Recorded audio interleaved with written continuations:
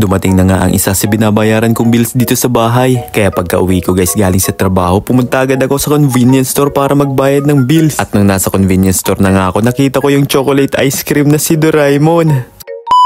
Ohayo gozaimasu, araw ng Biyernes nga pala ngayon guys at may pasok ko sa trabaho. Time check ay alas 3 na nga pala ngayon guys ng hapon at kapag gantong oras, break time namin. Dito nga ako guys sa may QK Shih Tzu break room pumupunta tuwing break time. Malaki kasi guys yung area ng pinagtatrabahuan ko dito. Maraming kwarto na pwede kang makapagpahinga. Pero itong paborito kong kwarto kasi konti lang yung pumupunta dito. Mas nakakapagpahinga kasi ako guys kapag konti lang yung tao sa paligid ko. Pero mas makakapagpahinga ako kung ikaw yung katabi ko.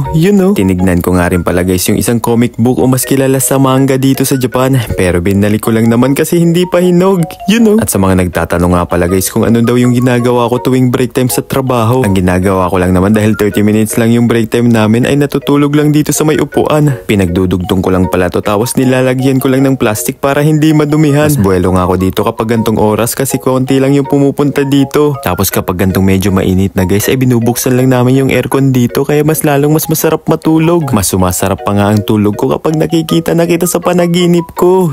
Dito nga sa amin guys, hindi uso yung maaga yung uwi. Lagi kasi kaming may OT sa trabaho. Kaya araw-araw din talaga guys, laging pagod. At pagkatapos nga guys ng trabaho, bago umuwi sa bahay, dito na ako nakikiligo sa kumpanya. Halos kalahati nga guys ng mga nagtatrabaho dito na naliligo bago umuwi ng bahay para pag uwi daw ng bahay, magpapahinga na lang. Pero ako sabi ko sa kanila, dito ako nakikiligo para makatipid sa bayarin sa tubig ko sa bahay. Maganda rin kasi dito kasi meron itong maliit na swimming pool, pwede ka magbabad pakatapos mong maligo. Pagkatapos ko nga guys maligo, hiniram ko na tong hair dryer ni Tropa para matuyo na yung buhok ko. Fast forward, madilim na nga rin pala guys nung makauwi ako sa bahay. May nagpadala nga rin pala sa akin guys na regalo ng mga anime action figure kaso nga lang hindi ko naabutan. Pinanote ko nga guys na iwan na lang sa pinto kasi may pasok ako ngayon sa trabaho, hindi nila ako dito maaabutan. Kaso nga lang hindi daw sila nag-iiwan ng mga delivery nila sa pinto kaya better luck na lang next time. Kapag ganito nga guys dito sa Japan na may delivery ka tapos hindi mo naabutan, may iniiwan sila ditong isang form, may QR code, i-scan mo lang yung QR code at kapag nascan mo na sa cellphone mo, may mag-a-appear dun kung kailan at kung anong oras mo gustong ipa-deliver ulit. Kaya in-scan ko din agad kanina para ma-deliver agad bukas ng gabi. Sana nga guys maaga ako bukas makauwi sa trabaho para maabutan ko na yung package. Panigurado na kapag nakita nyo rin kasi yun, matutuwa kayo lalo na sa mga mahihilig sa anime. At nung nakaraang araw nga guys ay dumating na yung bill ko sa gas dito sa bahay. Sa mga bago nga pala dito sa page ko na nagtatanong kung para saan daw yung bill sa gas. Nakakagamit kasi ng gas dito para sa heater, sa tubig ng CR, paliguan at sa lababo. Kaya bago nga ako dito bisitahin ni Judith at ni Juna, lumabas agad ako para itong bill ay mabayaran ko na. Bali dito nga pala guys sa Japan, yung mga bill na binabayaran ko dito sa bahay ay ganito lang yung itsura. Binabayaran ko nga lang pala to guys dito sa may pinakamalapit na convenience store. I-scan lang nila yung barcode. Kaya kapag hindi ka nakahabol sa due date na nakalagay dito sa may bill, mag-e-error na yung barcode kapag in-scan nila. Kaya guys kapag na-late ka magbayad, magdadagdag ka ng karagdagang 3,000 yan para makabitan ka ulit ng gas. Pero kung iisipin mo na hindi mo naman na kailangan magpakabit pa ng gas kapag taglamig na, malamang magiging kang si Snowman. Naglakad nga lang ako guys papunta sa convenience store kasi malapit lang. Kaya mapapakita ko sa inyo yung itsura ng labas ng bahay. Kapag andito ka nga guys sa Japan, bawat sulok dito marami kang makikitang vendo sa daan. Masasabi mo nga guys na only in Japan lang talaga kasi hindi lang mga inumin yung mabibili mo sa vendo, meron din silang ramen. Kaya kung bigla kang nagutom sa 10 oras ng gabi, punta ka lang dito, hulog ka lang ng coin, makakabili ka na ng ramen. Pero kahit nga guys malapit lang to dito sa bahay, hindi pa ako nakakasubok dito. Next time na lang kapag may time. At gantong oras nga guys, wala kang makikitang hapon sa daan kasi gabi na. Inunahan ko na kayo kasi yan yung laging joke nyo sa aming mga nandito sa Japan. Doon nga pala ako guys sa may convenience store sa may Lawson nagbabayad ng mga bills ko dito sa bahay. At pagpasok ko nga guys sa loob, dumiretso muna ako sa may food area para maghanap ng makakain. Kayo guys, ano ba yung gusto nyong masubukang pagkain dito sa Japan? Comment mo na lang para subukan natin kainin sa next video.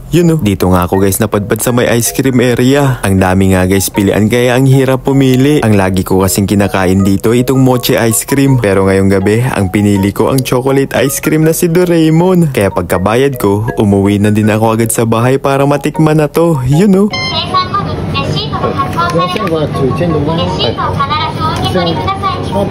Tara guys, tikman natin tong Pino sa Lawson convenience store. Ang mahiwagang mensahe. Open. Oh, Doraemon. Itadakimasu. Sarap, chocolate ice cream.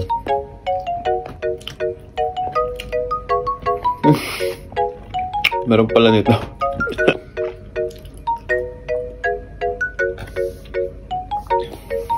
Sarap.